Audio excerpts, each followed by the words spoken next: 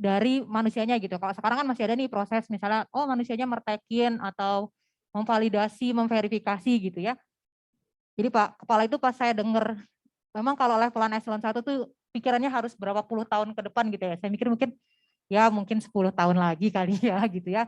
Ya 5 tahun paling cepat mungkin untuk mengimplementasikan layanan kepegawaian itu benar-benar tidak ada campur tangan manusia. Jadi kalau ibu memang layak naik pangkat, sistem akan otomatis mengeluarkan output naik pangkatnya. Dan semua verifikasinya benar-benar by data, by dokumennya, dan itu tanpa ada campur tangan orang. Itu harapan yang tadi disampaikan Pak Kepala. Walaupun tadi saya sama teman saya cuman, oh iya.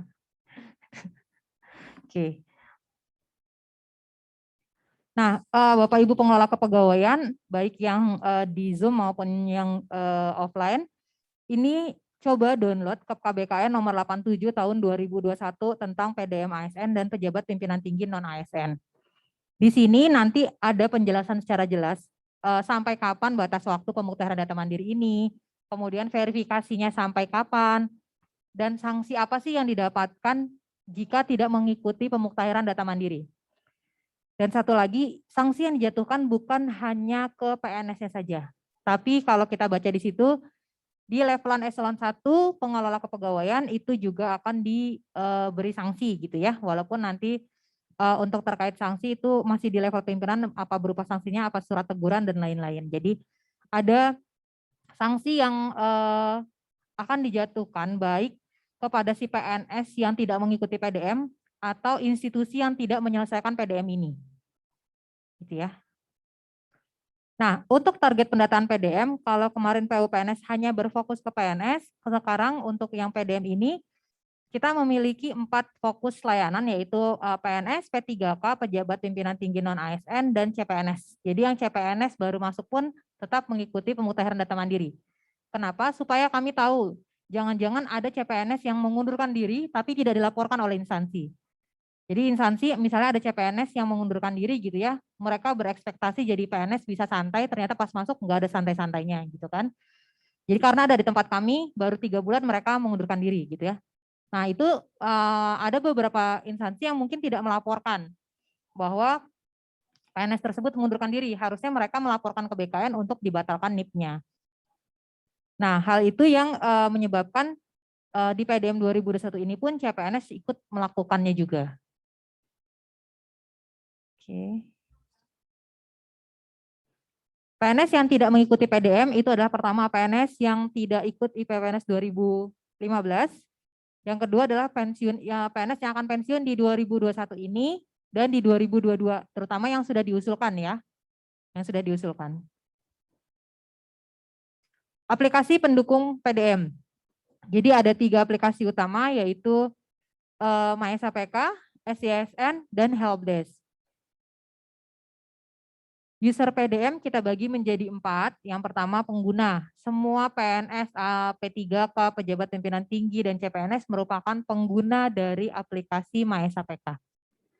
Kemudian ada verifikator dan approval yang akan disetting oleh admin. Admin Kemenkes kalau saya tidak salah Pak Bagus. Pak Bagus yang akan membagikan kewenangan siapa yang menjadi verifikator dan siapa yang menjadi approval. Siapa yang bisa misalnya verifikator itu dibagi di unit, approval semua di biro kepegawaian ya. Itu semua aturan mainnya yang mengatur adalah admin. Jadi BKN hanya menunjuk satu admin, sisanya silahkan dibagi aturan mainnya seperti apa untuk melakukan verifikasi dan approval ini. Nah, verifikator PDM itu terdiri dari verifikator instansi. Nah, verifikator instansi ini yang nanti bisa membantu memperbaiki data jika Bapak Ibu sudah terlanjur submit tapi ada yang salah gitu ya, misal salah penulisan sedikit. Jadi kesalahan minor. Seperti kemarin saya di Marves itu ada bapak-bapak yang salah. Harusnya yang diunggah SKKP, yang diunggah adalah SKP. Mungkin saking buru-burunya atau gimana dia salah unggah, harusnya di situ dia mengunggah SKKP yang diunggah dari SKP. Nah, hal itu bisa diperbaiki di verifikator. Jadi berkoordinasi dengan verifikator untuk diperbaiki datanya dan dokumen unggahannya. Sedangkan di approval itu tidak bisa melakukan perbaikan data lagi. Jadi yang bisa memperbaiki data hanya di verifikator. Verifikator ini bisa memberikan rekomendasi diterima atau ditolak. Misalnya di sini ada yang iseng nih ngisi jabatannya berubah jadi mengisi jabatan sebagai kepala biro gitu ya, diunggahnya asal-asalan. Nah, itu kan berarti kita akan memberikan rekomendasi ditolak karena data yang dimasukkan tidak sesuai. Yaitu nanti yang menolak adalah si approval. Ketika data sudah disetujui oleh approval, data tersebut akan menjadi riwayat terakhir Bapak Ibu sekalian dan akan menjadi profil PNS Bapak Ibu sekalian. Ya, kalau misalnya jabatan mengupdate riwayat jabatan menjadi misalnya Prakom Madya. Ketika itu sudah disetujui oleh instansi, ya approval instansi, otomatis jabatan Bapak Ibu sekalian yang ada di profil PNS-nya itu akan berubah menjadi Prakomadya. Tapi kalau usulan itu ditolak, berarti yang akan menjadi profil pegawai Bapak Ibu adalah data yang lama, data yang sebelumnya. Ya. Kemudian di sini kita juga ada verifikator dan approval BKN. Ini adalah untuk ada 4 riwayat yang akan diteruskan approvalnya sampai ke BKN, yaitu pendidikan, CLTN, PMK, dan golongan. Ya, jadi 4 riwayat tersebut yang akan diteruskan dari approval instansi ke approval BKN. Pemuktahiran data mandiri ini berfokus pada 12 riwayat. Ya, ada data personal, riwayat jabatan, SKP, penghargaan, dan lain-lain. Tapi yang diupdate hanya 1 riwayat terakhir saja. Ya, kalau misalnya Bapak Ibu saat masuk ke riwayat golongan, lalu mengecek, oh golongan saya sudah sesuai, silahkan lakukan update untuk mengunggah SK golongannya, SK kenaikan pangkatnya. Lalu atau Bapak Ibu biasanya nih masuk ke riwayat diklat, pas lihat riwayat diklat kok data saya kosong nih, padahal saya punya 20 diklat gitu ya misalnya. Untuk yang PDM ini bersabar dulu, masukkan saja 1 riwayat yang terakhir dulu. Data yang selanjutnya bisa didokumentasikan dulu, nanti ditambahkannya setelah momen PDM ini selesai. Ya, jadi momen PDM ini kita targetkan selesai di Januari 2022. Setelah semua selesai, semua fitur MySAPK ini akan kita kembali buka. Jadi Bapak Ibu bisa mengupdate semuanya di situ. Ya, karena saya paham bahwa diklat ini mempengaruhi indeks profesionalitas ya, kalau saya tidak salah. Tapi untuk pemuktahiran data mandiri ini kita memang berfokus pada 1 data terakhir saja, kecuali SKP itu 2 tahun terakhir, kemudian CLTN itu bisa lebih dari 1 riwayat, dan data keluarga. Untuk P3K ada ya Pak? Ya, ada ya? Ada. Untuk P3K dan pejabat pimpinan tinggi non-ASN, untuk P3K sudah bisa melakukan PDM. Ya, sudah bisa melakukan PDM. Data yang diupdate lebih sedikit. Dia hanya ada 5 riwayat, yaitu data personal, riwayat diklat, penghargaan, keluarga, dan organisasi. Untuk data personal, ini kita hanya menginput data yang terkait seperti NIK, nomor KK, kemudian BPJS, TASPEN, dan lain-lain ya. Di sini tidak ada dokumen yang diunggah. Nanti validasinya akan kami lakukan by system ke masing-masing pemilik nomor tersebut. Seperti NPWP, kami akan koordinasi dengan Kementerian Direktorat Jenderal Pajak untuk mengecek apakah NIK ini memang NPWP-nya ini. Ya, jadi untuk data personal ini nanti verifikasinya akan dilakukan oleh by system. Kemudian ada riwayat jabatan. Untuk riwayat jabatan yang Bapak Ibu tambahkan hanyalah riwayat jabatan Bapak Ibu yang terakhir. Jadi kalau misalnya saat nanti buka aplikasinya, oh sudah benar nih riwayat jabatan saya, silakan unggah saja dokumen SK jabatannya. Kalau misalnya SK-nya kolektif banyak gitu ya, silakan unggah halaman depan dan yang ada nama Bapak Ibu sekalian. Ya, karena itu untuk verifikasi di verifikator.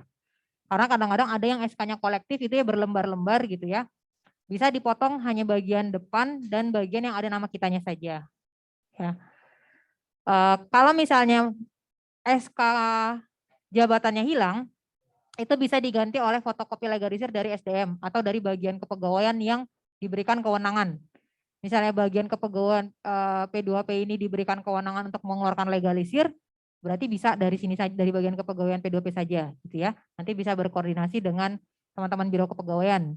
Kalau misalnya ada kasus, misalnya yang paling gampang adalah SK CPNS-nya masih di bank. Ya. itu biasanya jarang sekali yang menyimpan scanan aslinya. Sedangkan yang kita mati itu kan scanan asli ya, yang kita minta unggah adalah scan asli.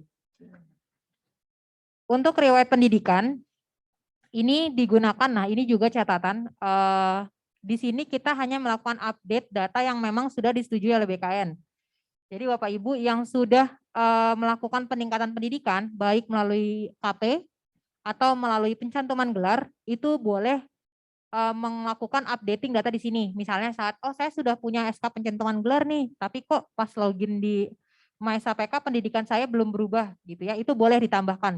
Jika Bapak Ibu sudah punya SK pencantuman gelar, ini seperti yang di sini ya. Tapi kalau belum, itu berarti Bapak Ibu belum melakukan proses pencantuman gelar. Proses pencantuman gelar ini, Bapak Ibu bisa melakukan usul pencantuman gelar ke Biro SDM, Biro Kepegawaian. Nanti Biro Kepegawaian yang akan mengusulkan ke Direktorat Pengadaan dan Kepangkatan. Baru nanti akan diterbitkan SK pencantuman gelar. Ya. Atau mungkin berbarengan sama kenaikan pangkat, ya. Ada SK kenaikan pangkat penyelesaian ijazah atau misalnya SK naikkan pangkat JF itu bisa berbarengan dengan peningkatan pendidikannya. Tapi sepertinya ke depan peningkatan pendidikan itu tidak bisa dilakukan lagi berbarengan dengan kenaikan pangkat kecuali KP penyelesaian ijazah ya. Tapi kalau misalnya KP jabatan fungsional dengan KP jabatan struktural itu biasanya tidak bisa berbarengan lagi. Jadi Bapak Ibu ini harus dibiasakan polanya ya. Jadi polanya dirubah. Saat ada teman-teman yang memang sudah lulus pendidikan, ya pendidikan baik S1 S2-nya itu bisa langsung diusulkan pencantuman gelarnya. Nggak perlu nunggu dia naik pangkat. Jadi saat dia lulus langsung diurus pencantuman gelarnya. Ya. Jadi langsung diurus supaya saat nanti periode naik pangkatnya datanya sudah terupdate. Nggak perlu nunggu misalnya oh saya baru KP kemarin lulus. KP di April, saya lulus S2 di Agustus. Saya harus nunggu 4 tahun lagi untuk melaporkan S2-nya, itu tidak. Saat dia lulus langsung dilaporkan melalui mekanisme ini ya. Jadi usul pencantuman gelar ke Biro SDM, dari Biro SDM nanti langsung dilanjutkan ke Direktorat Pengadaan dan Kepangkatan. Untuk riwayat diklat atau kursus ya, di sini pasti Bapak Ibu punya banyak sekali riwayat diklat dan kursus, tapi untuk PDM ini kami hanya minta untuk satu riwayat dulu ya, satu riwayat saja ditambahkan dengan mengunggah sertifikatnya ya. Kan biasanya sekarang sertifikatnya digital, nggak apa-apa diunggah saja. Riwayat SKP. Khusus untuk riwayat SKP kami minta 2 tahun terakhir ya, 2019 dan 2020. Jadi keduanya diunggah, diupdate datanya dan diunggah SKP-nya. Untuk dokumen, biasanya beberapa instansi itu SKP-nya banyak gitu ya, dimulai dari perencanaan SKP sampai dengan penilaian. Yang kita butuhkan sebenarnya hanya 3 yang ini, ya, yang ada nilainya, yang ada tanda tangannya, dan yang ada nama jabatan siapa yang menilainya. Jadi ini saja karena yang kita sediakan hanya 1 MB ya, jadi hanya 1 MB. Kalau 3 lembar ini masih cukup 1 MB, tapi kalau sampai 7 lembar itu biasanya lebih dari 1 MB. Jadi yang di-scan nanti yang 3 part ini saja. Nah, riwayat penghargaan atau tanda jasa. Nah, sama seperti diklat ya, untuk riwayat penghargaan kalau Bapak Ibu yang sudah memiliki banyak riwayat penghargaan, cukup tambahkan 1 dulu yang terakhir. Sisanya nanti bisa ditambahkan di sesi berikutnya setelah pemuktaran data mandiri ini selesai. Kemudian riwayat pangkat dan golongan ruang ini sama. Kalau untuk golongan mudah-mudahan sudah tidak ada selisih data ya. Jadi Bapak Ibu cukup melakukan ubah data dan mengunggah SKKP-nya. Untuk riwayat keluarga kita akan menambahkan data orang tua, data pasangan dan anak. Untuk data orang tua, jika data orang tuanya sudah tidak ada dan tidak berkenan untuk diinput, silakan, itu tidak apa-apa. Nanti tinggal diklik data saya sudah sesuai. Kemudian untuk data pasangan, nah ini yang paling suka ada masalah, biasanya yang punya riwayat-riwayat terdahulu gitu ya, tapi punya anak, data pasangan sebelumnya itu harus diinput. Jadi untuk menambahkan data anak, nanti di sistem akan ditanyakan dulu siapa ayah atau ibu dari anak ini. Jadi pasangan kita yang dengan pasangan kita yang mana anak ini anak ini gitu ya. Jadi kalau memang sebelumnya punya pasangan itu harus diinput datanya ya. Oke, nah riwayat peninjauan masa kerja. Tidak semua PNS memiliki riwayat peninjauan masa kerja. Ya, biasanya mereka teman-teman yang dari honorer itu punya riwayat peninjauan masa kerja dan biasanya melekat di SK CPNS ya. Riwayat SK peninjauan masa kerja ini ada dua. Yang pertama yang melekat di CPNS. Kalau yang melekat di CPNS bisa diupdate datanya berdasarkan SK CPNS karena biasanya di riwayat ini akan muncul datanya. Berarti kan mau tidak mau harus dilengkapi ya dengan mengunggah dokumen SK CPNS-nya. Atau Bapak Ibu yang sudah saat masuk jadi PNS baru mengajukan peninjauan masa kerja. Jadi peninjauan masa kerja ini diajukan ke Biro SDM, kemudian dilanjutkan ke Direktorat Pengadaan dan Kepangkatan. Ini juga salah satu yang kebiasaan di kita, PMK ini baru diajukan saat mau pensiun.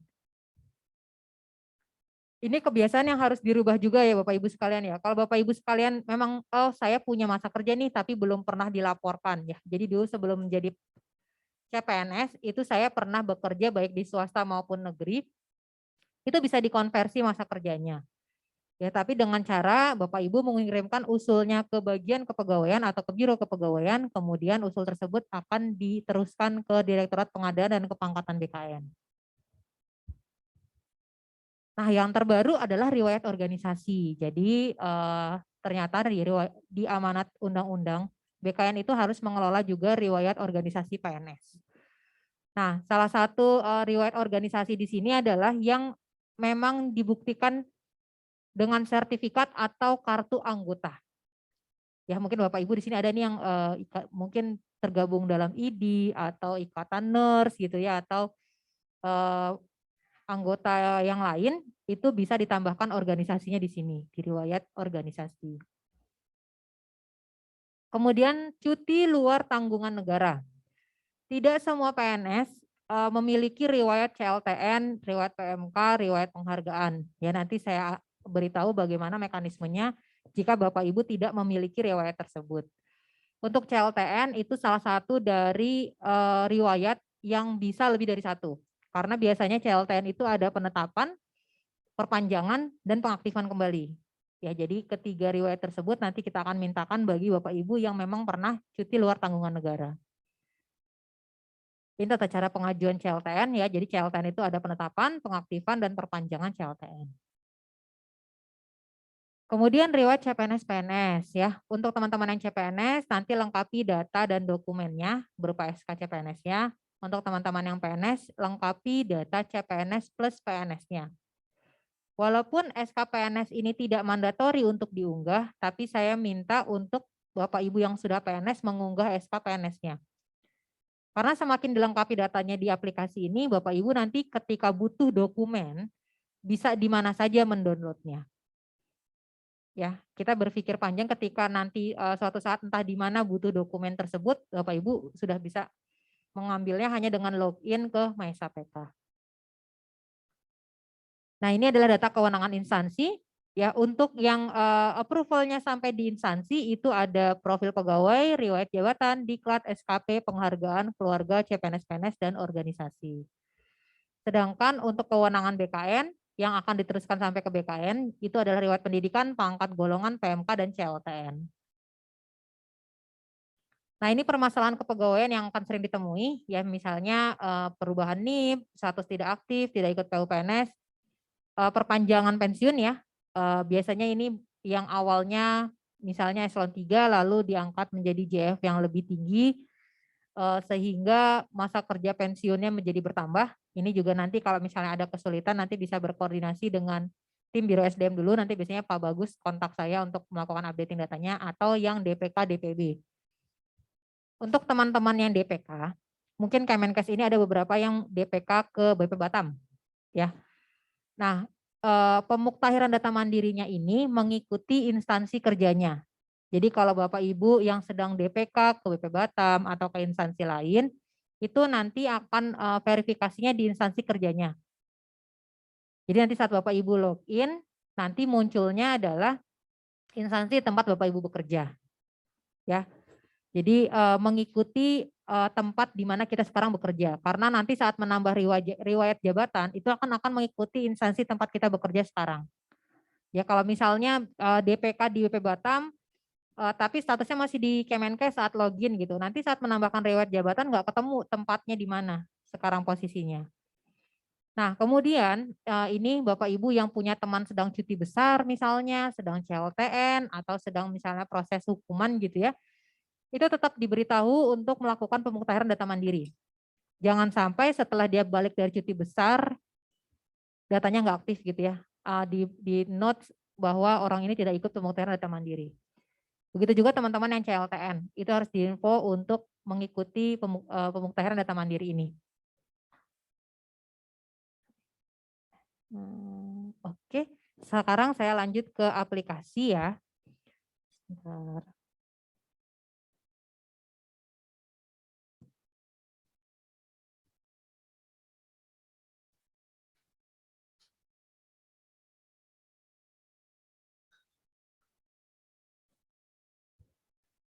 Untuk Bapak Ibu yang saat ini sekalian mencoba untuk pengisian MySAPK, Bapak Ibu menggunakan alamat yang MySAPK BKN Go ID ya.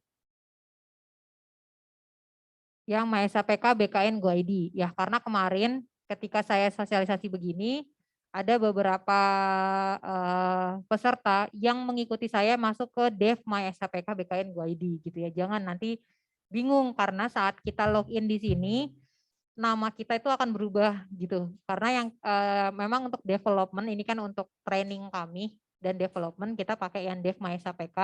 Jadi kalau kami sosialisasi biasanya kami pakainya yang Dev Strip MySAPK BKN Go ID.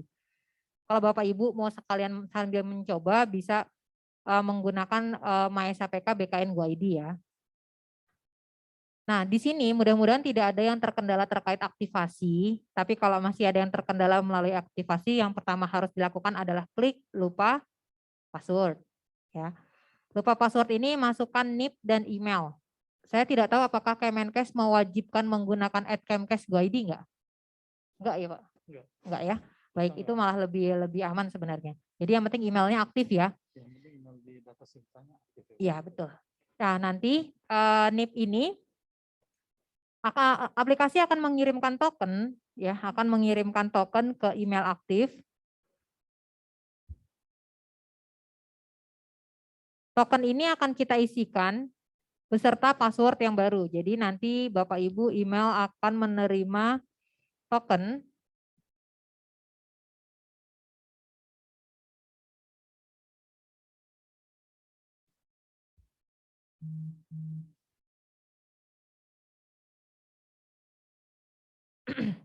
akan menerima token dan token ini yang digunakan untuk melakukan reset password ya. Oke, saya sekarang lanjut ke login. Nah, di sini kita bisa lihat di sini ada data ya, ada data NIP dan di sini ada instansi kerja ya. Jadi di sini adalah instansi kerja Bapak Ibu sekalian. Nah, untuk periode Bapak Ibu bisa lihat periodenya. Ini saya periodenya di training ya. Jadi kalau di training memang kita tarik sampai Desember. Kalau di yang sebenarnya hanya sampai 14 Oktober ya. Jadi PDM ini hanya sampai 14 Oktober untuk yang instansi pusat. Jika periode itu sudah selesai, tombol lengkapi data mandirinya itu akan hilang. Jadi Bapak Ibu sudah tidak bisa melakukan lagi pemuktahiran data mandiri. Ini kita klik lengkapi data mandiri. Yang pertama kali Bapak Ibu lakukan adalah memilih unit verifikasi. Ya. Di sini banyak unit verifikasi, Bapak Ibu bisa memilih unit verifikasinya di mana. Ya, kalau saya misalnya di Direktorat Pembangunan dan Pengembangan Sistem. Setelah kita pilih, kita klik tombol simpan. Ya, oke. Nah, di bawah ini kita bisa lihat ada 12 riwayat yang harus kita update ya, tapi di semua riwayat ini kita hanya akan menambahkan satu riwayat terakhir saja. Ya, satu riwayat terakhir saja. Kita mulai dari riwayat ubah profil. Di sini kita bisa melakukan unggah foto ya. Pertama kita pilih foto, fotonya yang resmi ya Bapak Ibu sekalian, foto profil. Kalau terkait background dan lain-lain itu tidak ada kriterianya, hanya yang resmi saja. Saya coba unggah ulang, open. Nah, setelah diunggah, ini kita klik simpan. Oke. Kemudian, untuk kontak pribadi, ini kita mengisikan alamat domisili, nomor telepon, nomor handphone, dan email dinas pribadi. Ya, di sini alamat domisili berarti alamat tempat Bapak Ibu tinggal. Karena mungkin ada beberapa PNS yang KTP-nya masih di Jawa Tengah misalnya, tapi domisilinya di Jakarta. Nah, ini kita minta alamat domisili, nomor telepon dan nomor handphone kalau mau disamakan silahkan. Kemudian ini ada email dinas, berarti email Kemkes.go.id ya. Di sini diinputkan email @kemkes.go.id. Kalau sudah sesuai semua, ini kita klik simpan. Oke. Nah, yang selanjutnya adalah data pendukung. Nah, data pendukung ini terdiri dari NIK, nomor KK, agama, lokasi kerja setingkat kecamatan, nomor akta lahir itu tidak mandatori. Ya, jika kalau Bapak Ibu tidak ada dokumennya, misalnya mau dikosongkan dulu nggak apa-apa. Nanti kalau misalnya udah ketemu dokumen yang mau ditambahkan, silahkan ya. Jadi nomor akta kelahiran itu tidak mandatori. Nomor NPWP ini mandatori. Bapak Ibu pasti semua punya NPWP ya. NPWP, kemudian kalau tanggalnya tidak, karena tidak semua kartu NPWP ada tanggalnya. Jadi tanggalnya bisa dikosongkan.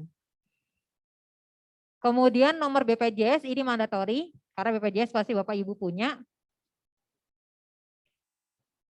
Kemudian nomor Karis Karsu itu tidak mandatori ya, karena tidak semuanya memiliki. Kemudian nomor Taspen itu mandatori. Tanggal Taspen bisa dikosongkan. Tapera ini juga bisa dikosongkan. Ini Tapera bisa dikosongkan. Lalu KPPN ya, kantor pembayaran gajinya Bapak Ibu sekalian, dan grading ya, atau kelas jabatan. Kalau Bapak Ibu pasti tahu ya, saya ini kelas jabatan berapa, karena ini bisa terkait dengan tunjangan kinerja. Kalau semua sudah diisi, kita klik tombol simpan. Oke, update profil sudah selesai. Kita lanjut ke riwayat berikutnya.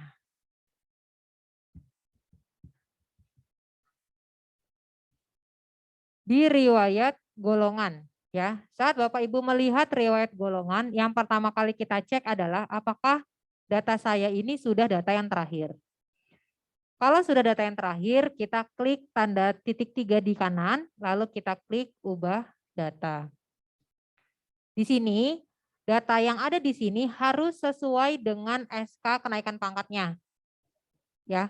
Jadi kalau di sini dilihat masa kerja saya 7 tahun 4 bulan di 2019, Bapak Ibu, kalau memang di SK-nya tulisannya 7 tahun 4 bulan tidak perlu diganti karena sekarang 2021 ya. Ini jangan sampai salah mindset, karena kemarin saya dapat beberapa pertanyaan terutama CPNS karena merasa oh saya sudah 3 tahun Mbak jadi PNS. Di sini tulisannya kan 0 tahun 0 bulan ya, karena ini adalah data dasar SK CPNS-nya. Nah, ini tidak perlu diganti menjadi 3 tahun 0 bulan, tidak. Karena apa, di SK-nya bunyinya adalah 0 tahun 0 bulan. Jadi di sini kita akan menyesuaikan dengan SK-nya. Jadi bukan nggak perlu menghitung lagi kondisi sampai sekarang ini masa kerja saya berapa, tidak perlu. Jadi di sini hanya menginputkan atau mencocokkan data yang ada di data ini dengan SK kenaikan pangkat atau SK CPNS. Untuk CPNS, SK CPNS-nya ya, yang ada di dokumen ini. Jadi untuk SK untuk CPNS semua dokumen di sini adalah semua data di sini adalah data di SK CPNS-nya. Setelah datanya semua sesuai, kita klik lanjutkan. Untuk kenaikan pangkat ada 2 dokumen ya yang diminta untuk diunggah. Satu SKKP, ini wajib. Yang satu lagi dokumen pertimbangan teknis KP, ini opsional. Jadi kalau Bapak Ibu tidak memiliki dokumennya tidak diunggah nggak apa-apa, nggak perlu ngejar-ngejar biro kepegawaian untuk minta per TKP, nggak perlu.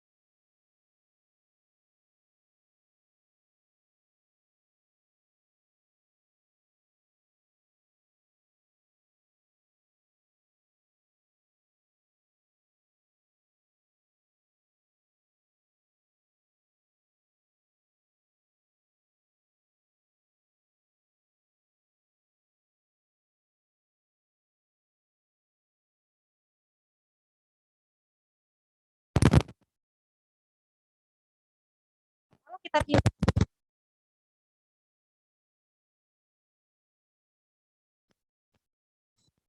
yang kita pilih sebelumnya, jadi tidak akan muncul semuanya ya.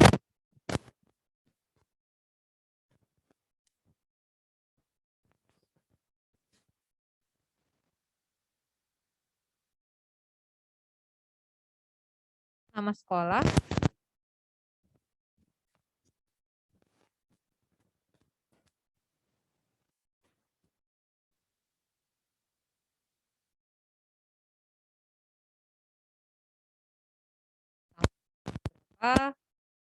nomor ijazahnya berapa, gelar depan atau gelar belakang. Jadi setiap jenjang pendidikan itu kan ada gelarnya ya, baik yang di depan saja atau mau yang di belakang, ini kita isikan salah satunya. Nah, di sini ada checklist pendidikan pertama. Jadi pendidikan pertama ini maksudnya bukan sekolah dasar atau madrasah ibtidaiyah ya, tapi pendidikan pertama ini adalah pendidikan pertama yang Bapak Ibu gunakan untuk melamar CPNS. Jika data yang Bapak Ibu update atau Bapak Ibu tambahkan ini bukan pendidikan pertama, ini nggak perlu di checklist. Ya, tapi kalau memang itu adalah pendidikan pertama Bapak Ibu sekalian gitu ya. Oh, saya belum ada peningkatan pendidikan. Jadi pendidikan saya masih S1 gitu ya. Ini boleh di checklist. Ya. Kita klik lanjutkan. Di sini untuk pendidikan itu ada 3 dokumen yang akan diminta diunggah. Tapi yang wajib hanya ijazah dan transkrip nilai. Untuk SK pencantuman gelar akan kita cek jika Bapak Ibu melakukan permohonan penambahan pendidikan. Ini yang wajib ya, wajib sudah ada SK pencantuman gelarnya. Kalau tidak ada pasti ditolak usulannya. Ini saya unggah yang wajib saja.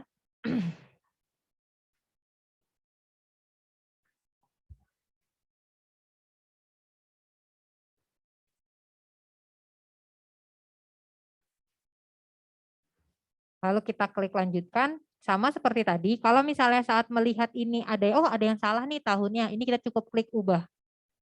Jadi nanti kita akan kembali ke form untuk melakukan perubahan datanya. Di sini jangan lupa klik disclaimer-nya, lalu kita klik kirim.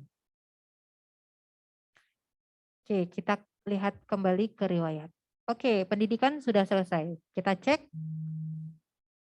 Loh kok S2, S3 saya nggak masuk nih. Ini biasanya panik nih. Wah Mbak udah kekunci, nggak bisa diapa-apain, tapi data saya yang saya input nggak tersimpan gitu ya. Sebenarnya bukan tidak tersimpan. Jadi mekanisme dari pemuktahiran data mandiri ini adalah usulan. Ya, usulan pengajuan updating data mandiri.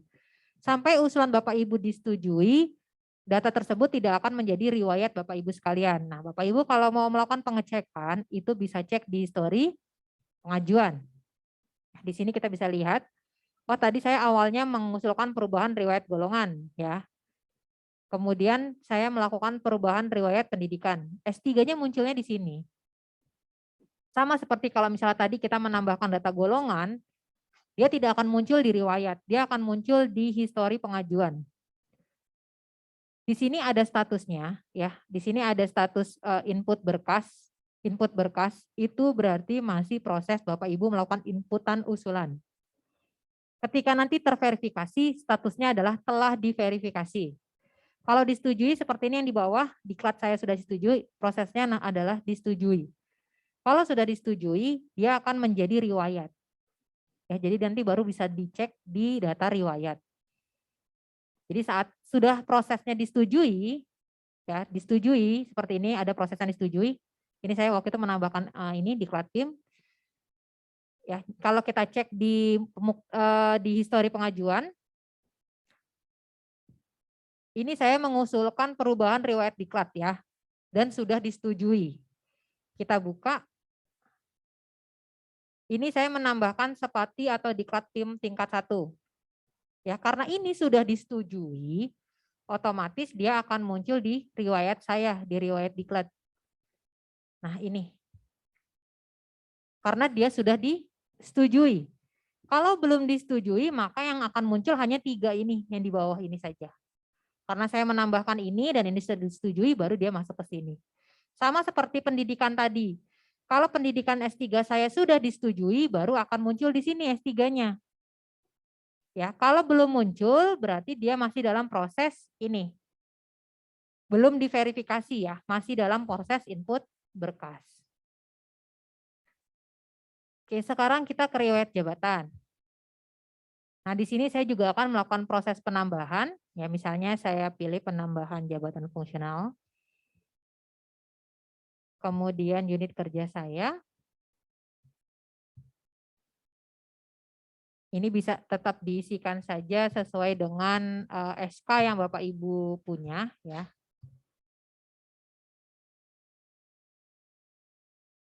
Lalu TMT jabatan. Untuk TMT pelantikan tidak mandatori. Jadi kalau di SK tidak punya TMT pelantikan, di skip saja tidak apa-apa, dikosongkan saja. Kita masukkan saja nomor SK dan tanggal SK. Lalu kita klik lanjutkan. Untuk SK jabatan, untuk riwayat jabatan kita membutuhkan 2 dokumen, yaitu SK jabatan yang mandatori dan SK pelantikan, ini opsional. Jadi semua dokumen yang ada tulisan yang opsional itu tidak wajib diunggah. Kalau Bapak Ibu mau unggah punya dokumennya itu bagus. Tapi kalau misalnya nggak ada, nggak apa-apa. Ya, karena yang kami minta di sini memang benar-benar yang dasar pasti semua PNS memilikinya. Ya, kalau SK jabatan kan semua PNS pasti punya SK jabatan ya.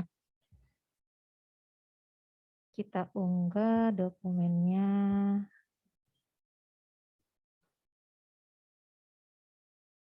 Lalu kita klik lanjutkan.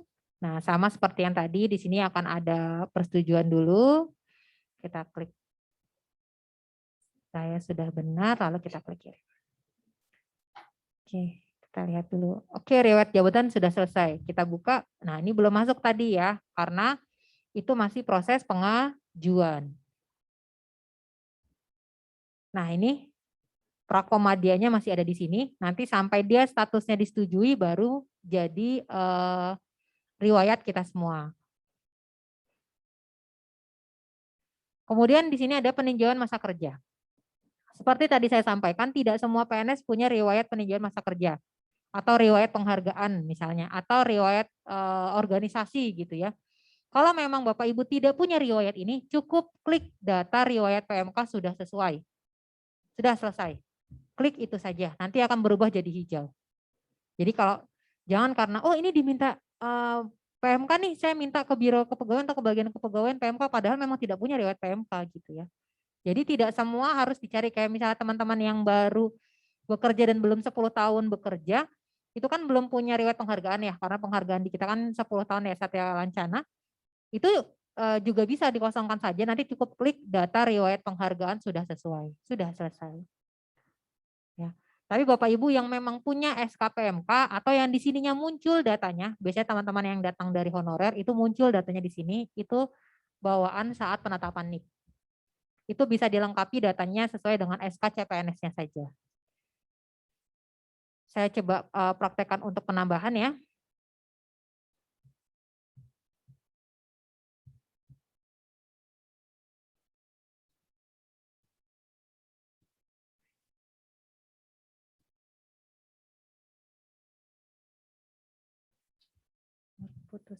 Semua data yang diinput di sini itu pastinya sudah ada di SK-nya. Jadi semua data ini mandatori untuk diinputkan ya.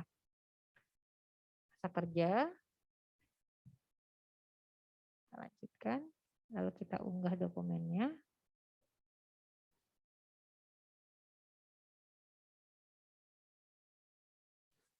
Kita klik lanjutkan. Klik kirim. Nah, coba kita cek ke riwayat PMK ya. Nah, riwayat PMK-nya sudah selesai nih. Pas kita buka kosong. Di mana usulan kita? Usulan kita masuk ke histori pengajuan. Di sini ada riwayat PMK. Gitu ya. Jadi tidak usah khawatir ketika ini udah hijau sudah selesai tapi kok datanya kosong gitu ya, karena masuknya adalah ke histori pengajuan. Untuk riwayat CPNS-PNS ini sudah muncul biasanya datanya, lalu kita klik ubah data. Untuk teman-teman CPNS biasanya munculnya hanya segini, ya. Data yang diinput lebih sedikit, hanya terkait data CPNS-nya saja. Tapi kalau teman-teman yang PNS, data yang dimintakan akan lebih banyak. Jadi di sini ada nomor SK CPNS, tanggal SK CPNS, nama jabatan yang mengangkat CPNS ini yang ada di SK CPNS kita. Di bawah itu kan ada ya, yang menandatanganinya siapa. Misalnya atas nama Menteri Kesehatan, Kepala Biro Kepegawaian. Berarti yang mengangkat kita adalah Menteri Kesehatan. Ya. Kalau saya misalnya Kepala Badan.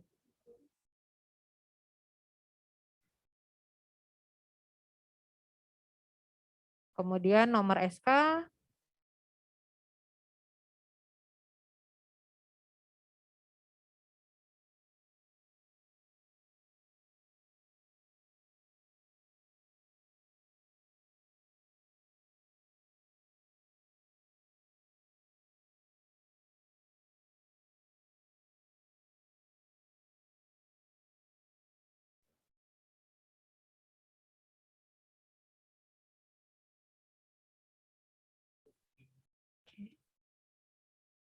kemudian di sini ada nomor surat STTPL, ya ini adalah nomor surat prajabatan. Jadi Bapak Ibu kan pasti punya data SK prajabatan ya. Ini saya isikan saja. Untuk SPMT ini tidak mandatori. Untuk beberapa kalau seperti saya tuh punya SK SPMT. Jadi antara TMT CPNS sama SPMT itu ada selisih bulan biasanya. Jadi TMT saya 2008, SPMT saya dimulai di Januari 2009.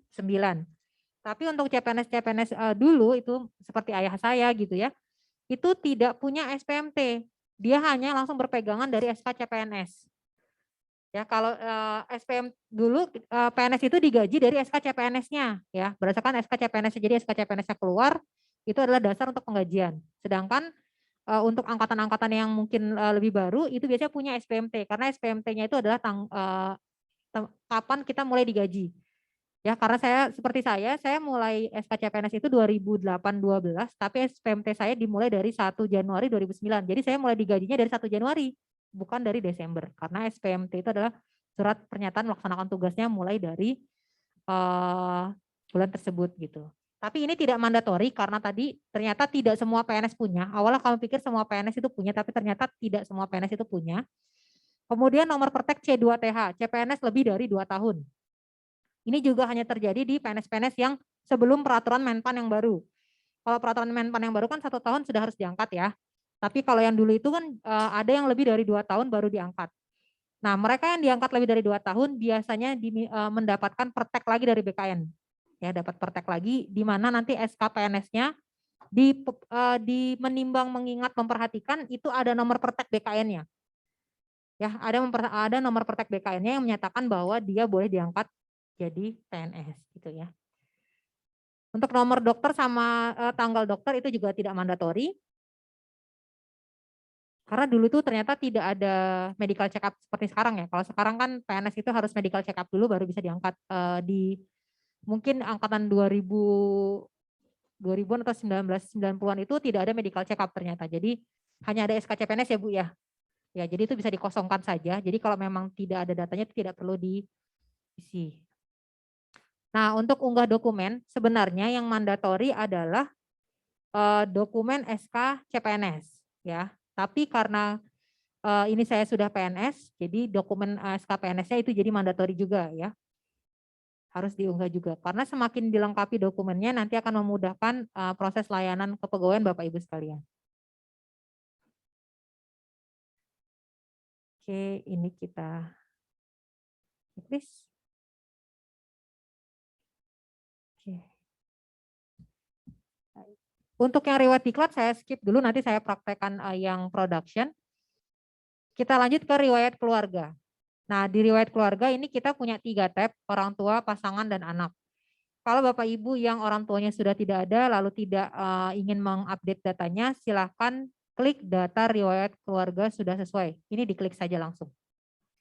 Ya, tapi kalau kita mau menambahkan data, kita bisa klik data tambah baru. Untuk yang orang tuanya PNS aktif, masih PNS aktif ya, masih PNS aktif itu bisa pilih PNS, masukkan NIP-nya. Tapi kalau bukan PNS itu kita bisa klik bukan PNS lalu kita inputkan datanya. Lalu kita masukkan tanggal lahirnya.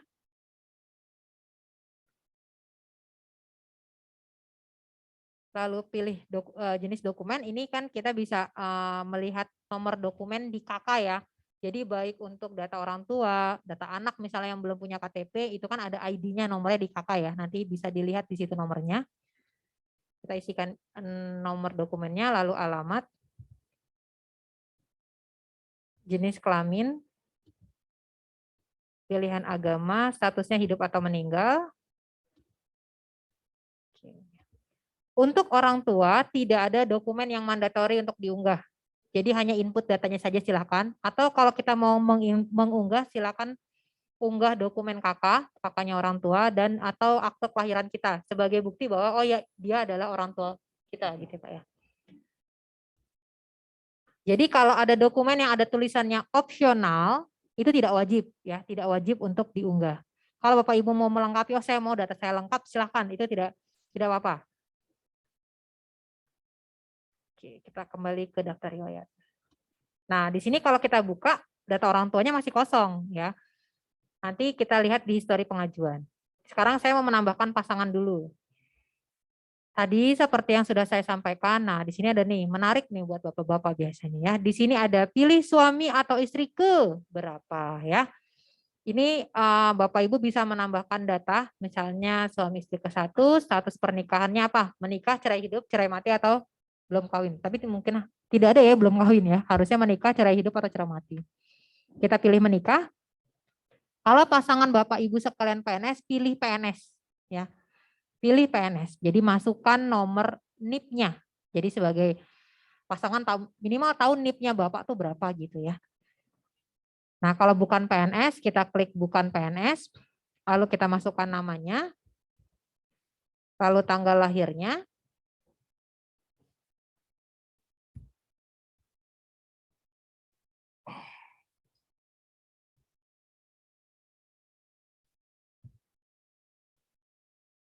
ini misalnya ya, contohnya saja. Lalu masukkan nomor kakaknya, jenis kelamin, agama, status hidup. Nomor karis kartu ini tidak mandatori, yang mandatori adalah alamat. Nomor HP, nomor telepon, email itu kalau tidak mau diisikan silakan, dikosongkan tidak apa-apa, tapi kalau mau dilengkapi datanya itu masing bagus. Kemudian akte menikah dan tanggal menikah. Untuk data pasangan yang diminta untuk diunggah adalah dokumen akte nikah, surat nikah atau buku nikah. Jika Bapak Ibu yang bercerai itu bisa unggah akte cerainya ya. Karena biasanya buku nikahnya diambil ya. Nah, ini sama seperti tadi kita checklist, nyatakan saya sudah benar lalu kita klik ya. Kita kembali ke riwayat. Nah, ini kalau kita lihat data pasangannya masih kosong juga, kita bisa menambahkan data anak. Jadi walaupun belum diverifikasi, ketika saya tambahkan data anak, ini sudah muncul nama pasangan yang tadi saya tambahkan. Ya, jadi saya tinggal milih data pasangan, oh anak saya ini dari suami yang mana. Gitu ya, kita tambahkan data anak. Kandung, misalnya anak kita PNS, silakan klik PNS. Jika bukan PNS, silakan pilih bukan PNS. Tanggal lahirnya, jenis kelamin,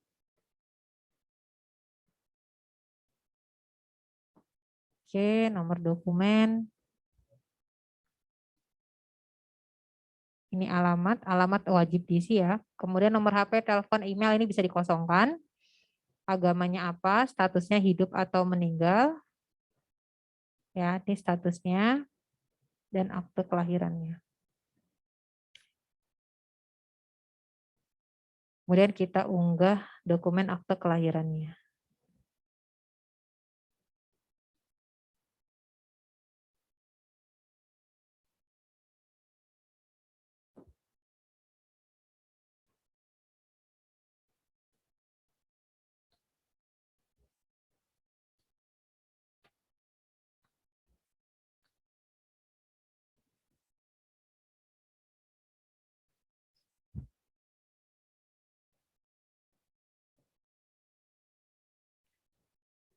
Sebentar.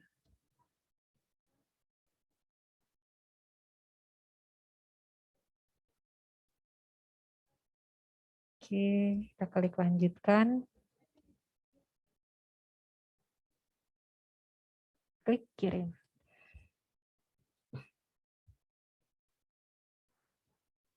Nanti untuk riwayat keluarga, dia tidak otomatis jadi hijau. Jadi di setiap tabnya Bapak Ibu ketika sudah melakukan penambahan data itu kita klik data riwayat sudah sesuai. Oke. Tapi di input dulu baru klik data sudah sesuai ya. Kita klik.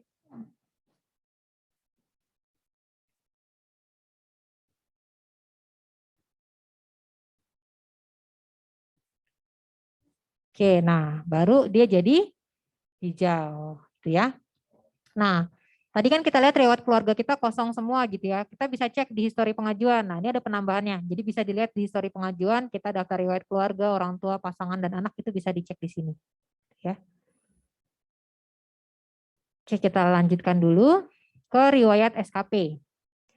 Sama seperti orang tua, keluarga, nanti riwayat SKP ini biasanya Bapak Ibu akan muncul banyak di sini ya. Saya contohkan data saya yang production.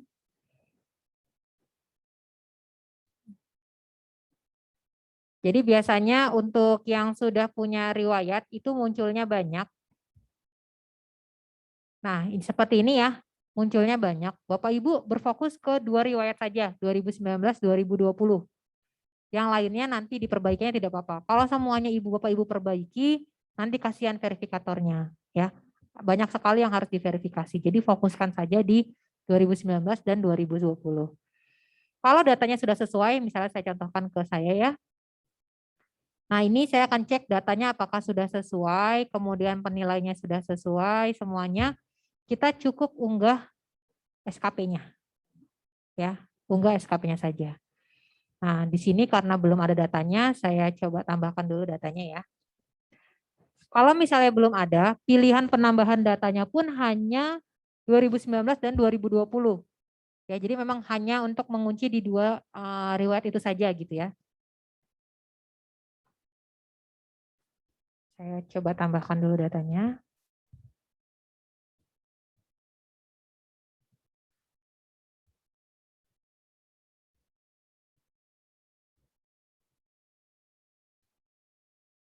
Kemudian di sini ada penilai. Nah, penilai ini bisa PNS, non ASN atau P3K.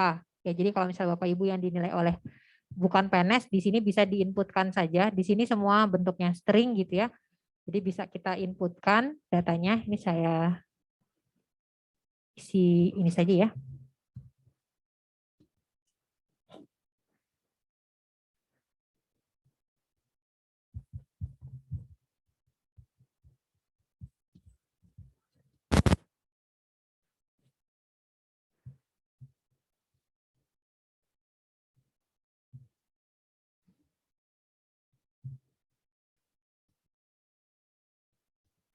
Untuk TMT golongan ini kalau tidak ada datanya itu boleh dikosongkan ya untuk TMT golongan.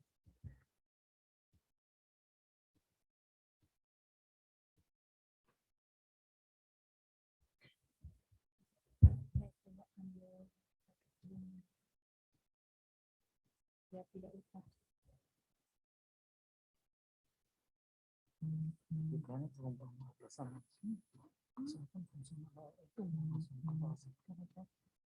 Tergantung yang ada di SK saja Pak. Pokoknya ya sesuai dengan SKP-nya saja. Ya.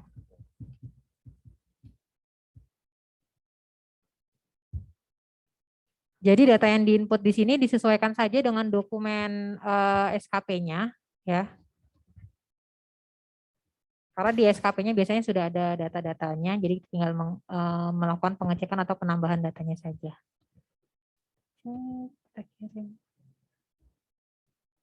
Oke. Nah, untuk SKP sama seperti riwayat keluarga, kita harus melakukan klik data riwayat SKP sudah sesuai. Kalau memang pengisian datanya sudah selesai, ya. Jadi kita klik supaya dia berubah jadi hijau. Ya.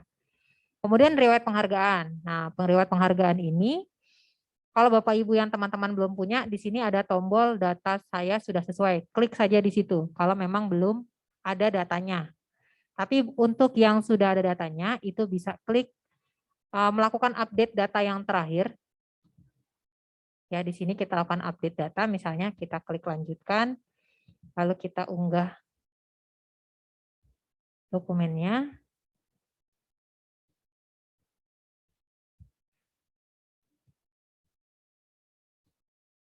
Lalu kita klik kirim. Nah, penghargaan sudah selesai. Selanjutnya organisasi ya. Untuk organisasi, ini saya contohkan ya. Kalau misalnya kita mau nambah baru, itu silakan tambahkan saja datanya. Ini semua bisa diketik free text ya. Jadi misalnya nama organisasi bergabung di ID gitu ya. Misalnya jabatan dalam organisasinya apa, nomor anggota berapa, tanggal bergabung dan tanggal selesainya. Tapi kalau Bapak Ibu tidak punya riwayat organisasi gitu ya, saya akan mencontohkan kalau misalnya saya tidak punya riwayat organisasi gitu ya, kita bisa langsung klik data riwayat organisasi sudah sesuai. Data sudah selesai. Gitu, ya. Jadi kalau memang belum atau tidak punya datanya atau riwayatnya, itu diklik saja data saya sudah sesuai. Untuk CLTN, ini seperti yang tadi sudah saya jelaskan, dia itu bisa lebih dari satu riwayat. Dari pengaktifan, perpanjangan, sampai pengaktifan kembali jadi PNS gitu ya. Di sini saya akan coba ubah data. Ubah data. Lalu kita masukkan datanya.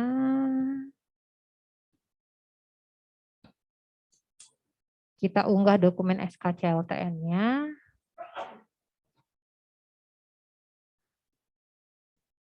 Lalu kita klik lanjutkan. Kemudian kita oke. Nah, sudah selesai. Nah, untuk CLTN, supaya dia berubah menjadi hijau, klik data riwayat CLTN sudah sesuai. Oke, sudah sesuai. Ya, ini coba saya buat profilnya biar hijau dulu. Nah, mungkin itu Pak, kita buka sesi tanya jawab saja.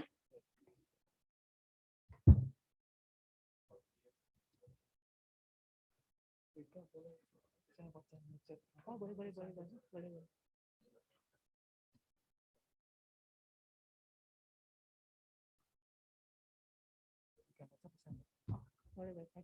Dari aku coba.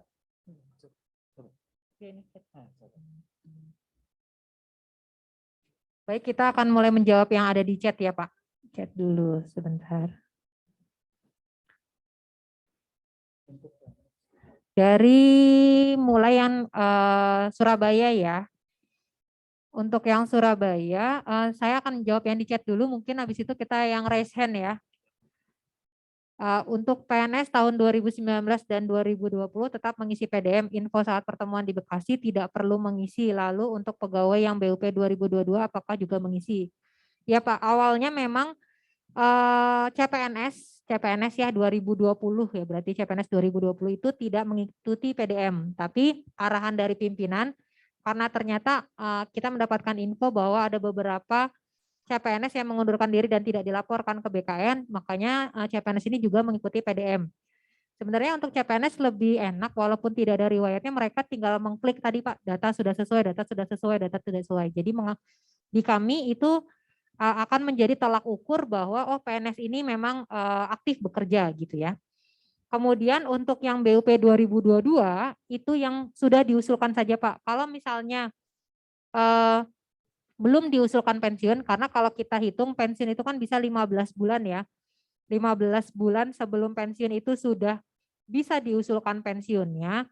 Nah, itu tidak wajib melakukan PDM. Tapi kalau misalnya yang 2022 mau mengikuti PDM itu juga tidak masalah sebenarnya. Ya.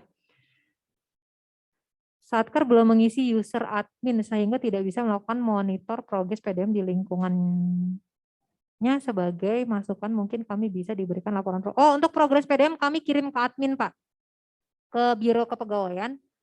Ya, nanti Biro Kepegawaian yang akan mengolahnya. Jadi untuk ke masing-masing instansi, ke masing-masing unit ya. Jadi kami memang mengolah data, memberikan datanya itu melalui satu pintu ke admin instansi.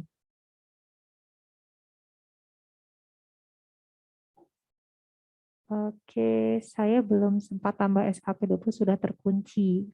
Oh ya, tidak apa-apa Bu, kalau misalnya sudah hijau ya, berarti Ibu sudah klik data saya sudah sesuai, itu tidak apa-apa, atau Ibu bisa menambahkannya melalui, seharusnya SKP itu sudah lengkap, karena setiap tahun kita minta pelaporan SKP 2020-2021, nanti secara data pasti akan dilengkapi oleh teman-teman Biro Kepegawaian, karena itu wajib dilaporkan oleh Biro Kepegawaian ke BKN.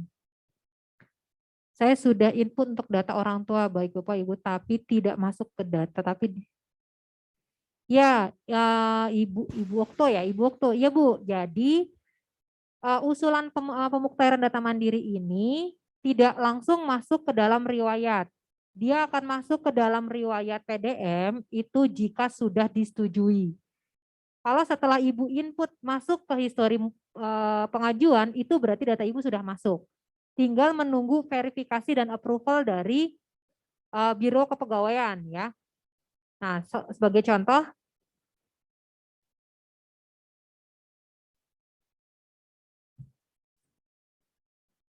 di histori pengajuan sini kita bisa lihat nih ya, di sini statusnya semua masih input berkas ya, kecuali satu. Yang paling bawah ini riwayat diklat saya sudah disetujui. Ya, riwayat diklat ini sudah disetujui, kalau kita buka, oh di sini adalah diklat Sepati, diklat tim 1 ya. Kalau sudah disetujui, baru dia akan muncul nanti di riwayat diklatnya, di pemuktahiran data mandirinya, baru dia akan masuk ke sini. Nih ya, dia baru muncul nih di sini nih, di paling atas. Jadi selama belum disetujui oleh approval itu tidak akan muncul ya Bu di PDM, tapi itu tidak hilang karena kita memang prosesnya adalah pengajuan. Sampai pengajuan itu disetujui baru akan menjadi riwayat. Oke, ada yang sudah update data keluarga, sudah masuk riwayat tapi di depan masih merah. Oh, kalau di depan masih merah, klik data saya sudah sesuai. Jadi diklik di semuanya, di orang tua, di pasangan, dan di anak nanti jadi hijau ya. Status kepegawaian saya masih di instansi lama, sedang sejak 2016 saya sudah di instansi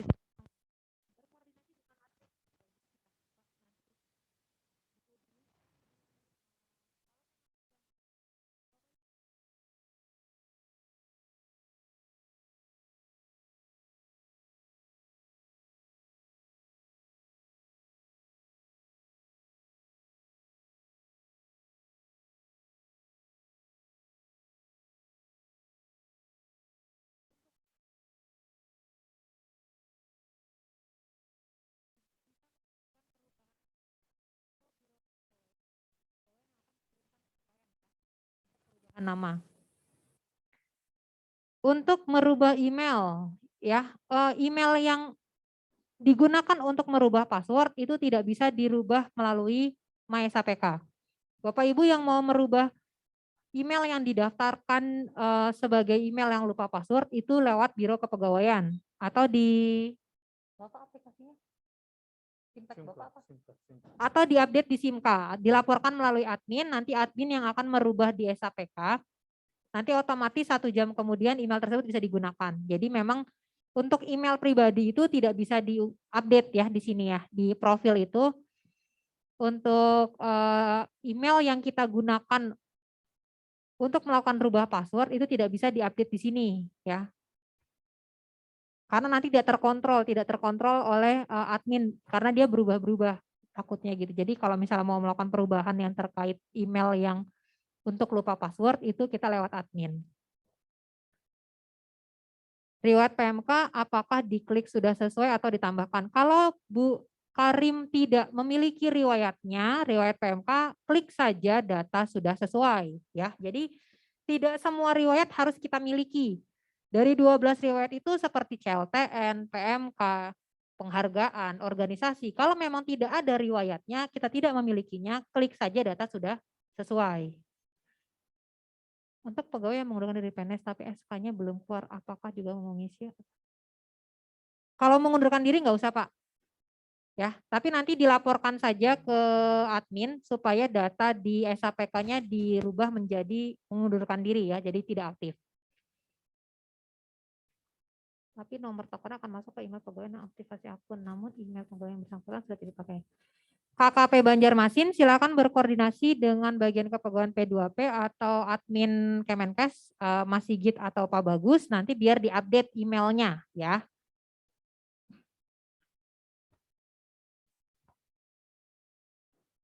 Untuk Bu Okto nggak apa-apa Bu, karena Ibu sudah berulang nggak apa-apa, karena nanti kami sistemnya adalah saat di approval, saat mau menjadi riwayat, kita punya beberapa mekanisme. Misalnya, oh data orang ini yang diinput tanggal lahirnya sama semua, itu akan menjadi satu orang.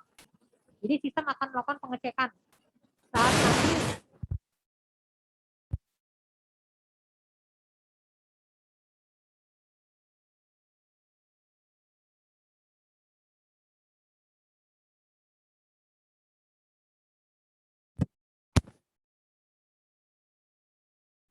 ya di saja dulu ya Bu Hairun Nikmah, nanti setelah Februari 2022 silahkan Ibu tambahkan semuanya. Ya, jadi untuk yang sekarang kita hanya mengupdate satu dulu. Ya, kalau nanti setelah 2022 Ibu mau menambahkan semua riwayat diklat Ibu silakan. Karena kalau sekarang menambahkan semua riwayat diklat kasihan verifikatornya nggak selesai-selesai. Karena PDM ini kita punya timeline waktu sampai Januari 2022. Kemenkes termasuk salah satu instansi yang besar. Ya, jadi kita juga harus mempertimbangkan kemampuan dan jumlah personel verifikasinya. Jadi memang semua untuk PDM ini hanya riwayat terakhir saja, kecuali tadi orang tua, keluarga, CLTN, dan SKP. Untuk SK jabatan yang masih dalam proses, bagaimana cara isi jabatannya dan unggah dokumennya. Itu berarti, ini nanti tolong koreksi kalau saya salah ya. Kalau SK jabatannya, tapi sudah dilantik gitu ya Pak, tapi SK-nya belum keluar. Mungkin terjadi seperti itu tidak? Kalau di kami biasanya SK-nya sudah. Kemungkinan bisa. Ya, kalau misalnya itu nanti ada dokumen pengganti yaitu surat keterangan nanti ya, atau surat pelantikan itu bisa diunggah di situ yang menyatakan bahwa Ibu memang menduduki jabatan tersebut gitu. Karena verifikasi untuk jabatan ini hanya sampai Biro Kepegawaian, tidak sampai BKN. Jadi nanti Biro Kepegawaian yang akan menentukan apakah usulan inputan riwayat jabatan ini disetujui atau tidak. Kalau salah update data, bagaimana cara merubahnya? Yang akan merubah adalah verifikator. Ya, verifikator yang bisa merubahnya. Jadi kalau misalnya ada salah data, koordinasi dengan verifikator untuk diupdate atau diperbaiki datanya. Jadi yang bisa merubah adalah verifikator unit. Siapa verifikatornya? Mungkin nanti bisa ditanyakan ke tim bagian kepegawaian P2P ini siapa saja verifikatornya. Di riwayat CLTN ada tugas belajar karena pernah mengikuti tugas belajar dan sudah lulus, apakah tidak perlu diisi? Ya, ini bisa diisi, ini sama kasusnya seperti saya. Jadi memang di BKN itu CLTN tugas belajar itu dimasukkan di riwayat CLTN gitu ya. Diunggah saja SK tugas belajarnya Bu. Atau kalau mau diklik data sudah sesuai juga tidak apa-apa. Karena itu sebenarnya bukan CLTN ya, tapi tugas belajar. Sebagian besar kepegawaian kami sudah update, tapi yang diupdate hanya menggunakan berkas fotokopi tanpa legalisir. Ya harusnya dengan legalisir Bu, kami sudah sempat menyampaikannya. Tapi tidak apa-apa, nanti ada proses verifikasi ya. Mudah-mudahan hanya yang kewenangan instansi ya yang fotokopi. Untuk status pegawai yang masih di instansi lama. Untuk yang pokoknya semua yang status instansinya masih pegawai lama, nanti direkap saja ya Pak. Direkap, dikirim ke Pak Bagus, nanti baru biasanya Pak Bagus kirim ke saya untuk diupdate.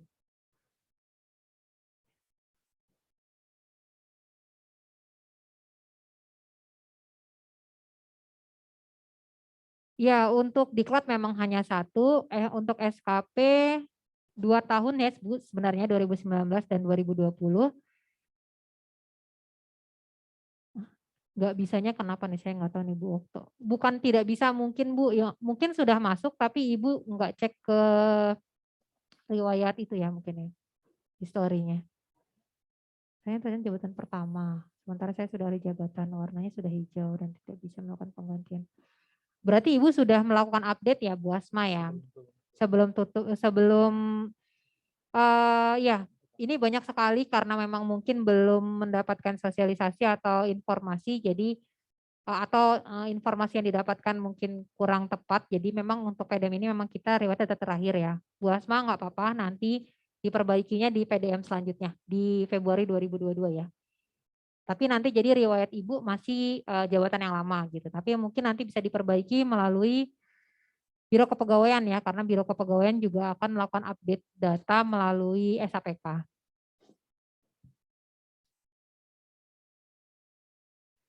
Untuk yang pindah-pindah nih ya Pak Jakarta Silmi itu juga nanti koordinasi dengan bagian kepegawaian P2P yang statusnya belum pindah dan lain-lain.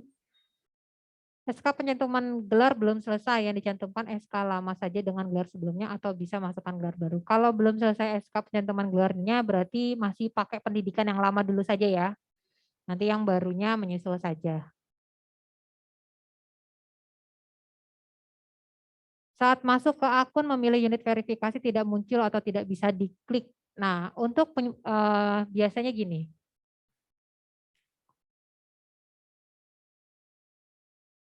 Ini sudah selesai sepertinya pertanyaannya. Di sini ya, untuk production itu memang dia butuh waktu ya, karena hitnya ini agak lumayan menarik. Dia hitnya itu bisa 50.000 per detik, 50.000 hit per detik. Jadi Bapak Ibu ini kalau misalnya di awal, kalau bukan tidak bisa diklik. Jadi kita menunggu dulu. Biasanya kita menunggu beberapa detik gitu ya. Nanti dia akan muncul. Jadi ini dia masih retrieve data dari server.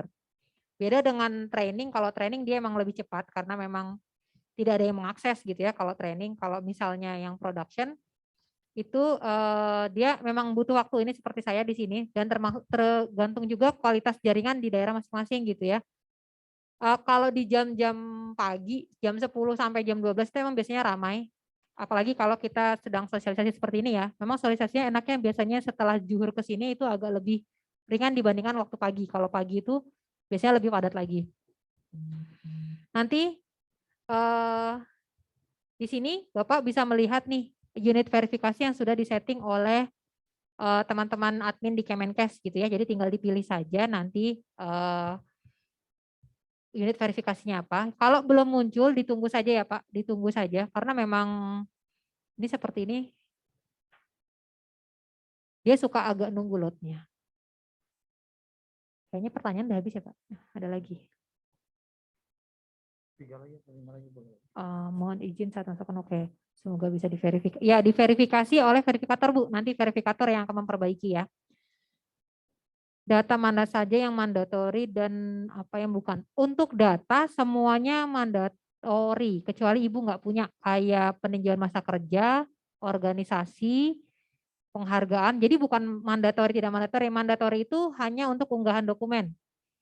Ya, untuk unggahan dokumen. Sedangkan ini jika Ibu memiliki datanya, Bapak memiliki datanya, itu kita minta untuk diupdate. Tapi kalau tidak memiliki datanya, jadi bukan tidak mandatori, tapi seperti riwayat penghargaan.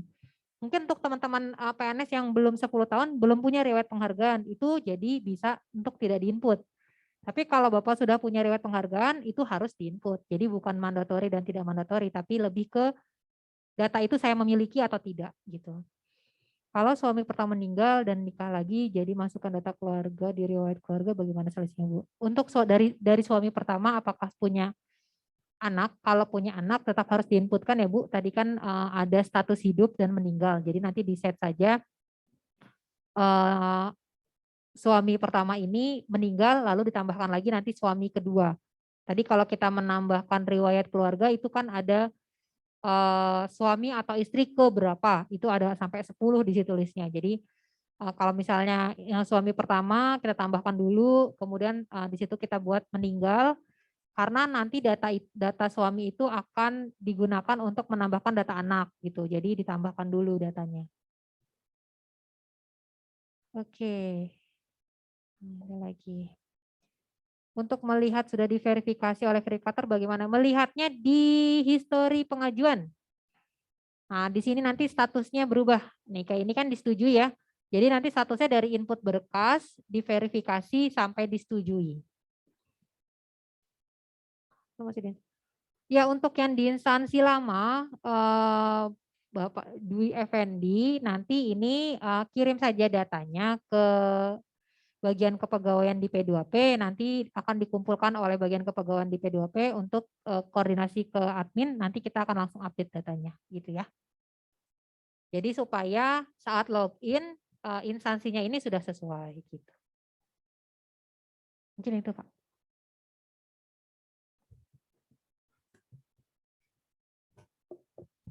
Halo, Bapak Ibu, apa masih ada pertanyaan? Virtual masih ada? Kalau nggak ada, yang dari sini Pak. Boleh, ada pertanyaan?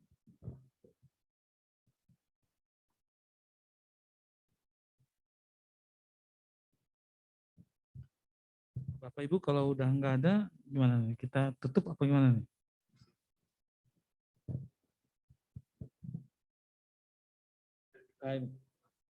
Yang verifikator ya benar.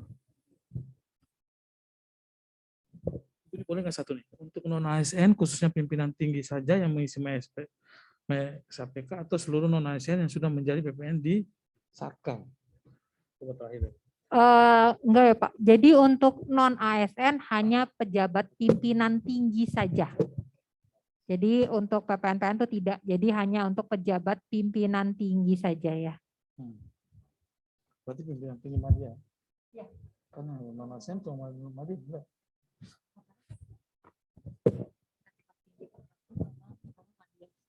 Bukan cuma media. Di PP 11 media enggak. Enggak. Direktur dari direktur tapi bukan dari Mas Denny gimana? Masih ada pertanyaan atau gimana? Oke, boleh. Silakan Mas Denny.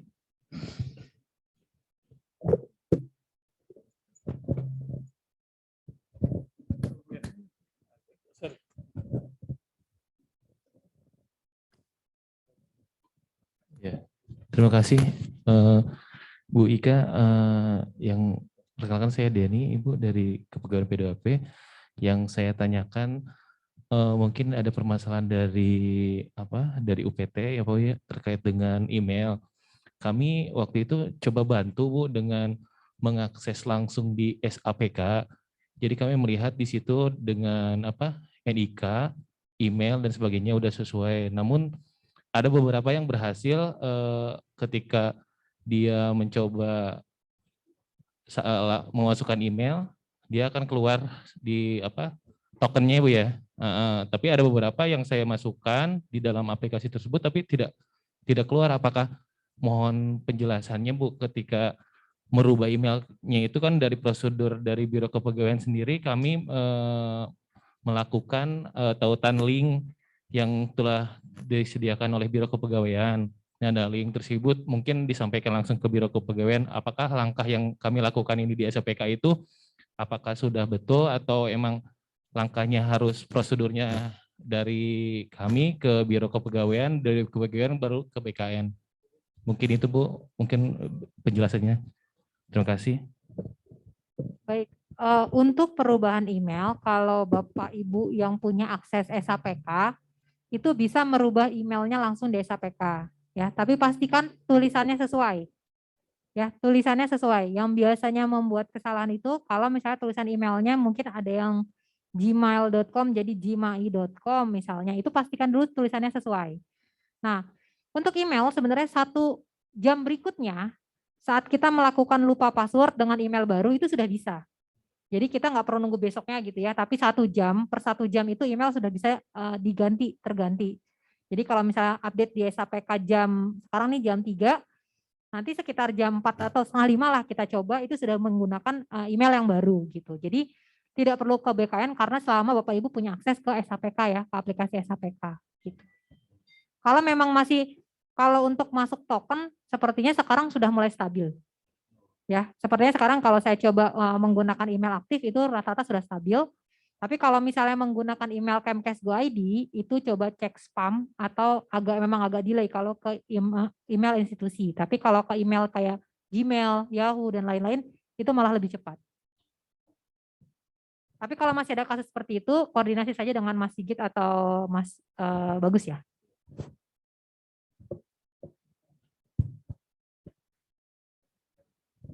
Mungkin ada lagi ya Bu ya terkait dengan yang tadi pertanyaan menyambung dari UPT terkait dengan konfirmasi yang sudah melakukan aktivasi maupun yang sudah mengirim penginputan selesai. Nah, kami nanti dari unit utama ini P2AP akan ditugasin menjadi verifikator ya Bu ya. Nah, ketika nanti kami menjadi verifikator, apakah ada menu untuk melihat progres dari UPT-nya yang sudah melakukan aktivasi sampai mengirim dokumen-dokumennya tersebut, Bu? Oke, untuk melihat data yang aktivasi, kemudian yang sudah PDM siapa saja, itu sebenarnya lagi kita siapkan Mas memang, karena memang datanya agak besar gitu ya, tapi mungkin fiturnya berupa downloadan. Tapi sampai saat ini downloadannya itu kita taruhnya masih di admin sih, jadi nanti admin bisa mendownload data-data siapa saja nih yang sudah aktivasi, yang sudah selesai PDM, yang belum selesai PDM, itu bisa dilihat di situ gitu. Jadi ada downloadan. Kalau sekarang kita biasanya kasihnya via Excel gitu ya, mereka mendownload, tapi nanti ada fitur di SISN. Jadi kan nanti Bapak Ibu untuk SISN. Untuk verifikasi itu kita melakukannya di SISN BKN Go ID ya. Nanti kalau memang yang diberi kewenangan untuk verifikasi, nanti kita akan melakukan verifikasi di SISN BKN Go ID. Di sini nanti kita akan login dengan user password yang sama yang digunakan untuk login MySAPK. Jadi karena kita sudah single sign on, jadi kita login menggunakan user password yang sama dengan MySAPK. Kalau Bapak Ibu tidak punya kewenangan SISN, ini akan kosong. Jadi ini akan kosong. Tapi kalau misalnya Bapak Ibu punya kewenangan verifikasi, nanti akan muncul menu ini, inbox usul. Di sini kita yang akan melakukan verifikasi, ya. Jadi nanti di sini akan muncul list datanya. Nah, untuk verifikator ini nanti bisa melakukan perubahan data. Jadi kayak misalnya tadi, oh salah ketik dan lain-lain, ini bisa diperbaiki datanya di sini. Begitu juga memperbaiki dokumen, ya. Di sini kan saya mengunggah dokumen ya. Oh dokumennya salah nih misalnya. Itu bisa diunggahkan oleh verifikator, gitu. Oke. Nanti untuk list itu biasanya akan kita kasih di admin, di layanan admin. Ya, di layanan admin, layanan administrasi. Layanan administrasi di sini biasanya nanti ada di kita berikan downloadan data yang dibutuhkan gitu. Gini itu Mas.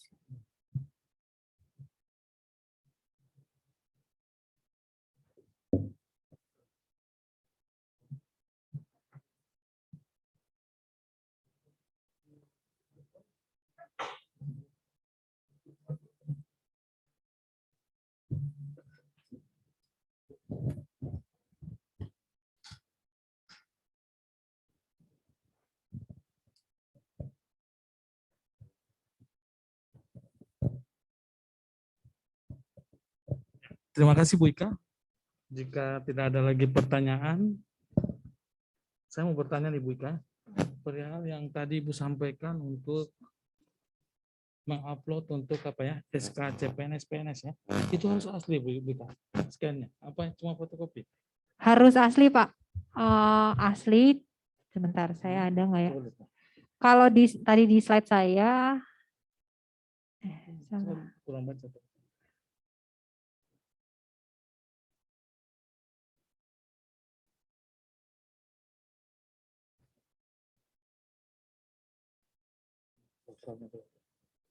ini contohnya ya, riwayat golongan gitu ya. Jadi yang diunggah itu sebenarnya yang asli. Jika di sini ada tulisannya, jika tidak ada SK asli kenaikan pangkat, boleh menggunakan fotokopi legalisir SDM atau scan tata naskah. Jadi misalnya scan tata naskahnya itu bukan yang asli gitu ya, itu dilegalisir gitu ya, dilegalisir oleh bagian kepegawaian. Ya nanti kalau terakhir saya diinform adalah bagian kepegawaian yang diberikan kewenangan untuk melegalisir gitu. Berarti dari Biro Kepegawaian apa dari kami? Nanti coba koordinasi dengan tim Biro Kepegawaian, Pak. Mungkin kalau Biro Kepegawaian kebanyakan bisa diturunkan ke bagian kepegawaian selama memang diberikan kewenangannya gitu, karena hanya legalisir kan. Kalau misalnya hilang, ada surat keterangan dari Biro SDM atau bagian kepegawaian gitu. Jadi di sini di setiap riwayat itu nanti saya share, coba nanti saya cari itunya. Karena ini salah satu yang dia harus dikirim ke BKN ya. Iya, Ini salah satu kan. Artinya kalau yang benar-benar yang dikirim, artinya kami dari kementerian sendiri kan harus menyampaikan di UPT kami bahwa ini loh sebenarnya data-data yang dikirim ya kan. Yang verifikasi akhirnya ke BKN data-data itu gitu.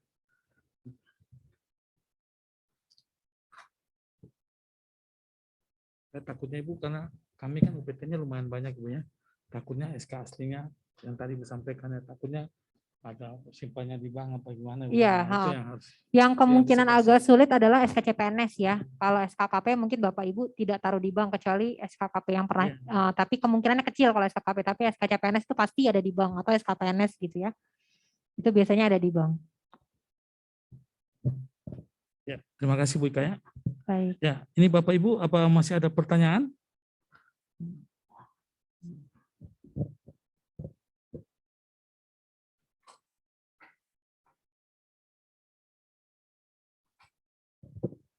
Baik, kalau nggak ada pertanyaan, saya akan yang pertama saya ucapkan terima kasih Bu Ika ya, sudah menyampaikan sosialisasi perihal My SHPK dan PDM ya Bu Ika. Di mana kalau saya ambil kesimpulan dengan adanya My SHPK ini, di mana kita akan membentuk satu data yang akurat, terpadu, berkualitas, dan serta dapat dilengkapi dengan metadata yang benar-benar akurat ya Bu ya, agar tercipta satu data elektronik yang dalam satu portal yang dimana dinamanya My SHPK. Ya. Oke, kalau Bapak Ibu nggak ada, saya ucapkan terima kasih ke Bu Ika. Kita beri aplauskan kepada narasumber kita pada sore hari ini, Bu Ika dari BKN. Terima kasih.